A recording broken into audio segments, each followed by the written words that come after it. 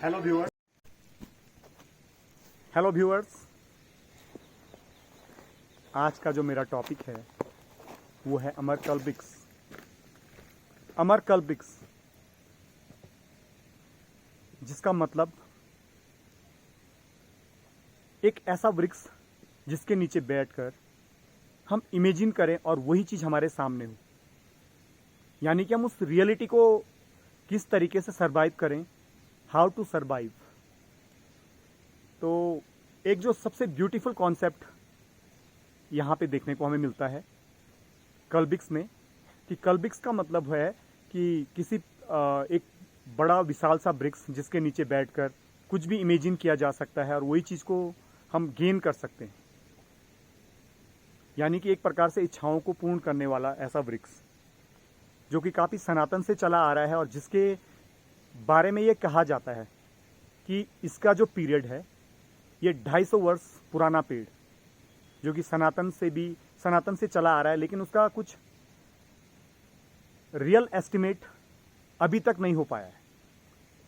इस पे कई बार रिसर्च भी किया गया, कई बार उसको एनालिसिस भी किया गया, लेकिन इस पेड़ के रूट के आसपास या इसके जो ऊपर की जो स्टेम है वहाँ पे जो एक पार्ट्स होता है जिस पे एविडेंस को देखा जाता है, तो दैट काइंड ऑफ जो उस प्रकार के जो रिंग थे वहाँ पे वो मौजूद नहीं दिखाई देते हैं। तो जिस कारण से इसको मतलब पूरी तरीके से रिसर्च के दौरान भी थोड़ा बहुत इसके बारे में इंफॉर्मेशन कलेक्ट की गई है। तो 250 वर्ष पुराने इस पेड़ को माना जाता है और यहीं पर गौतम बुद्ध ने दिव्य ज्योति की प्राप्ति की थी। यही वह विशाल वृक्ष है जहाँ पर उन्हें बौद्धिकता प्राप्त हुई थी, यानी कि एक प्रकार से हम कह सकते हैं कि स्वर्ग में अमरकल्पिक्स एक प्रकार की जो धारणा है, जैसा कि हम कहते हैं अगर हम ह्यूमन नेचर को देखें और एनिमल्स को देखें तो उनके बीच जो एक प्रकार का जो डिफ्रेंशिएट देखा जाता है, ह्यूमन नेचर के पास क्या होता है, हमारे पास इमेजिनेशन पावर होती है, और अगर हम जानवरों की बात करें तो उनमें ये चीज़ नहीं होती है। तो ये ह्यूमन नेचर का एक स्ट्रॉन्ग पार्ट होता है जहाँ पे वो इमेजिनेशन के द्वारा काफ़ी अच्छे से उसके ऊपर समझ विकसित कर लेता है। और अन्य चीज़ों को देखा जाए तो एनिमल्स भी फूड लेते हैं, ह्यूमन नेचर भी फूड लेता है, और वो भी अपने एरिया को प्रोटेक्ट करते हैं। ह्यूमन नेचर भी अपने एरिया को प्रोटेक्ट करने के लिए फाइट करता है। बट जो एक चीज़ है जो ह्यूमन नेचर को एक स्टेप आगे ले जा देती है, उसको स्ट्रांग बना देती है, that is the powerful point have we, that is imagination.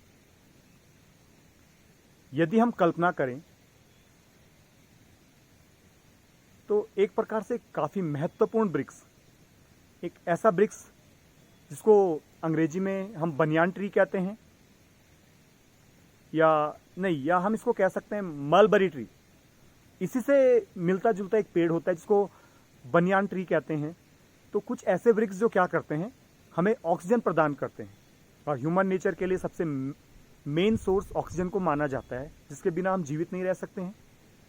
कोई भी क्रिएचर बिना ऑक्सीजन के जीवित नहीं रह सकता है। तो ये एक प्रकार के ऐसे सोर्स हमारे पास ऑक्सीजन के हैं। तो ऐसे वृक्ष को सनातन के साथ, धर्म के साथ भी जोड़ा गया है।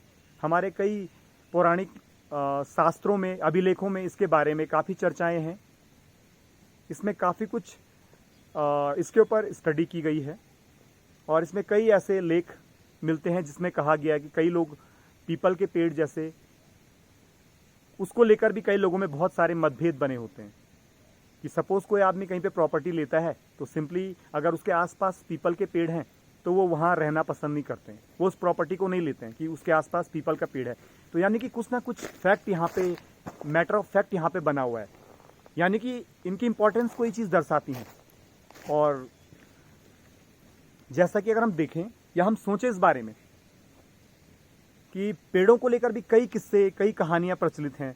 जैसे कि अगर हम बात करें बौद्धिक काल के समय की, तो बौद्धिक के समय गौतम बुद्ध ने भी किसी पेड़ के नीचे वो एनलाइटन हुए थे। यानी कि उनको आनंद की प्राप्ति कहाँ हुई? किसी पेड़ के नीचे। तो ये भी एक फैक्ट है।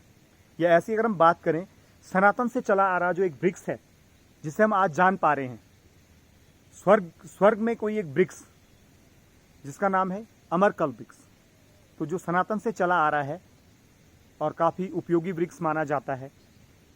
एक समय इसके ऊपर फल लगते थे, लेकिन अब धीरे धीरे मॉडर्नाइजेशन के आधार ये सारी चीज़ें लुप्त होती जा रही हैं। और अगर इसकी केस स्टडी को देखा जाए तो इसकी जो रूट पार्ट होता है, इसका जो जड़ तत्व भाग है, वो उसकी जो रेंज है वो जोशीमठ के ज्योतिर्मठ से और विष्णुप्रयाग के आसपास फैला हुआ है, उसका जो विस्तार क्षेत्र है। इसके अलावा 22 मीटर का गज के दायरे में ये फैला हुआ है। और इसकी जो हाइट है, अनुमानतः इसकी जो हाइट है 170 मीटर इसकी जो हाइट है। और यही वह वृक्ष है जहाँ पे शंकराचार्य जी ने ध्यान के दौरान बद्रिक आश्रम के दर्शन किए। क्योंकि जो शंकराचार्य थे वो ऐसा माना जाता है कि वो 8वीं सदी में ज्योतिर्मठ आए और वहीं से उन्होंने ध्यान करना प्रारंभ किया, वो भी अपनी बाल्यावस्था में। जब वो केवल बाल्यावस्था में थे, उन्होंने उसी समय से ध्यान करना प्रारंभ किया। और यही वह वृक्ष है जहां उन्होंने ध्यान प्राप्ति के दौरान दिव्य ज्योति की प्राप्ति की। और दिव्य ज्योति के बाद उस दिव्य प्रकाश के द्वारा उन्होंने बद्रिक आश्रम के भी दर्शन किए। और वहाँ के हालातों को देखते हुए, क्योंकि उस समय पूरे विश्व में एक बहुत ही भयंकर प्रलय मचा हुआ था और सारी चीज़ें, मंदिर हो या मस्जिद हो या मकान, सभी चीज़ें नष्ट होती जा रही थी। यानी कि एक प्रकार से पूरा नेचर जो था तहस नहस होता जा रहा था।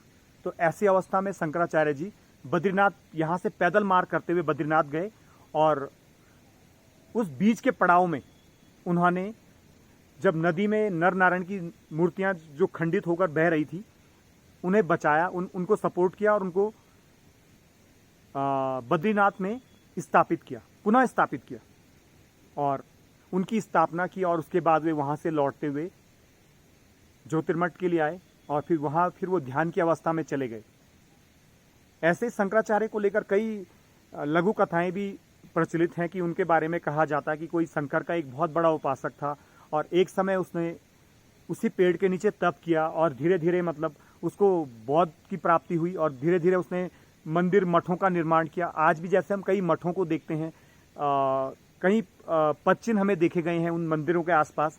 तो ये सारी चीज़ें जो हैं ये दर्शाती हैं कि उस प्राचीन इतिहास को दर्शाती हैं कि किस प्रकार के शंकराचार्य जी ने और उनके अन्य फॉलोअर, जो उनके अनुयायी बाद में जो पैदा हुए, उन्होंने किस प्रकार से हम कह सकते हैं हमारे धर्म को संजोया और एक प्रकार से सनातनीय धर्म जो कि काफ़ी लंबे समय से चला आ रहा है और यही इसकी विशेष प्रमुखता रही है।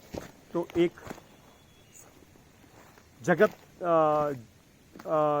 विश्वसनीय, विश्वास से भरा हुआ, अटूट और इमॉर्टल, जिसको हम अमर कहते हैं, यानी कि कभी नहीं मॉर्टल, कभी नहीं नाश होने वाला, जिसका कभी नष्ट ना होने वाला, एक ऐसा वृक्ष। तो यही इसके बारे में बात, इसी के बारे में कि वो वहाँ गए, उन्होंने मंदिर को बचाया, फिर वो बद्रीनाथ से लौटे तो फिर वो ज्योतिर्मठ की ओर आए और उसके बाद उन्होंने अभी ध्यान किया। तो यही वह वृक्ष था जिसने, जो हर एक व्यक्तित्व की मनोकामनाएं पूरी करता है और एक प्रकार से जो शांति का हम आभास करते हैं। तो किस प्रकार का कोइंसिडेंस देखा गया है कि संयोगवश गौतम बुद्ध को पेड़ के नीचे ज्ञान की प्राप्ति हो गई, किस प्रकार शंकराचार्य जी को अमर कल्प के नीचे बैठकर पूरे बौद्धिकता की प्राप्ति हो गई, कैसे उनको डिवाइन लाइट, दिव्य प्रकाश को उन्होंने अपने आप में देखा और किस प्रकार से उनको मार्ग प्रशस्तीकरण का एक जो आदेश उनको हुआ और जिस प्रकार से उन्होंने एक मंदिर मठों का निर्माण किया, किस प्रकार से बद्रिक आश्रम गए और खंडित उन सभी वास्तुकलाओं को पुनर्निर्माण किया, जो कि आज के लिए एक वास्तविक सच है। प्रत्यक्ष किम प्रमाणम, कहते हैं ना कि प्रत्यक्ष का कोई प्रमाण नहीं, जो दिखता है वही सच है। तो इस प्रकार से ये जो वृक्ष है अपने आप में एक बहुत महत्व रखता है। आज जिस प्रकार से हम पेड़ों का कटान देखते हैं, क्या अगर हम इसी तरीके से पेड़ों को काटते गए, जो कि वर्ष भर हमारी वर्षों तक वर्षों बाद एक जो वृक्ष होता है फलता फूलता है, काफ़ी बड़ा होता है, और उससे जो हमें प्राणवायु जो मिलती है, जो कि हमारे लिए बहुत नेसेसरी है। तो अगर इसी प्रकार से हम पेड़ों का कटाव करेंगे तो कहीं ना कहीं सनातन के द्वारा धर्म से भी पेड़ों को जोड़ा गया है, धार्मिक मत्ता से भी, और एक फेथ के कारण भी पेड़ों को जोड़ा गया। जिस तरीके से कि पेड़ों को पूजा जा रहा है, यानी कि जो हमारा कल्चर है इसमें पेड़ों की भी पूजा होती है, कई पेड़ों की पूजा की जाती है, कई पेड़ों के नीचे लोग ध्यान करते हैं। तो कहीं ना कहीं पेड़ों को धार्मिकता के आधार पे भी उनके कटान को रोका जा सकता है या रोका जा रहा है, जैसा कि हम प्रत्यक्ष रूप में प्रमाण के रूप में कई वृक्षों को देख रहे हैं। तो ऐसे कई महत्वपूर्ण वृक्ष है जो हमें एक तो प्राणवायु देते हैं, बहुत अधिक ऑक्सीजन हमें प्रदान करते हैं, और मनुष्य के लिए मनुष्य की जो बॉडी में 79% ऑक्सीजन होता है और 21% ग्लूकोज पाया जाता है। तो है ना एक महत्वपूर्ण अंग हमारे शरीर के लिए, एक महत्वपूर्ण जो इम्पोर्टेंस, किस प्रकार की इम्पोर्टेंस हम अपने आप में देख पा रहे हैं। तो कहीं ना कहीं ये हमारे लिए एक महत्वपूर्ण धरोहर भी है, और धर्मों के साथ इनको जोड़ा जाना, इस तरीके से भी उनको बचाया जा सकता है। और एक फेथ जो हमारे साथ जुड़ा है, जिस प्रकार से जो हमारा क्या है कॉन्शियसनेस, एक हायर कॉन्शियसनेस ह्यूमन नेचर में जो विकसित होती जा रही है, और जो इमेजिनेशन पावर है जिसकी मैं कुछ देर पहले से बात करता आ रहा हूं, तो वही एक जो चीज है जो हमें काफी अपने आप में एक हमें एक स्पेशल कैरेक्टर के रूप में शो करती हैं, एक विशिष्ट के रूप में दर्शाती हैं। तो एक प्रकार से जो अमरकल्पिक्स है काफी अद्भुत, अकल्पनीय, एक बहुत ही विशाल वृक्ष है। और यही सब शब्दों को कहते हुए मैं अपनी बात को यहीं पे विराम देता हूं। धन्यवाद।